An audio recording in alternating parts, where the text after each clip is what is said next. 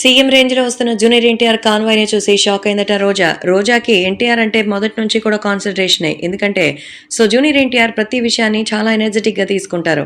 Junior NTR యొక్క talent చూసి ఎవ్వరైనా సరే ఫిదా అయిపోతారు.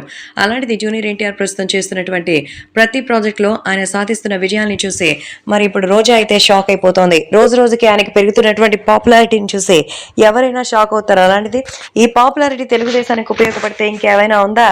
కాబట్టి రోజా మాత్రం ఎలాగైనా జూనియర్ ఎన్టీఆర్ తెలుగుదేశం పార్టీలోకి రాకూడదని కంకణం కట్టుకుని మరీ కూర్చుంది. మరి ఎన్టీఆర్‌ని రాజకీయాల్లోకి రాకుండా ఆపడానికి ఏం ప్రయత్నం చేయాలి?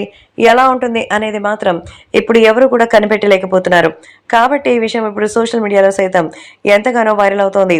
అలాగే అభిమానులు కూడా వీటి గురించి తెలుసుకొని నిజంగానే ఇలాంటి ఒక సిట్యుయేషన్ వస్తే ఎలా డీల్ చేయాలి అన్న ఆలోచనలో అయితే ఉన్నట్టుగా తెలుస్తోంది. జూనియర్ ఎన్టీఆర్‌కి సంబంధించిన ఈ విషయాలైతే సోషల్ మీడియాలో సైతం ఎంతగానో వైరల్‌గా మారుతోంది.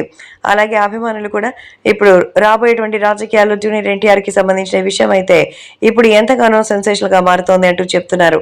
కాబట్టి ఇప్పుడు ఈ విషయాలు సోషల్ మీడియాలో సైతం ఎంతో వైరల్‌గా మారుతోంది.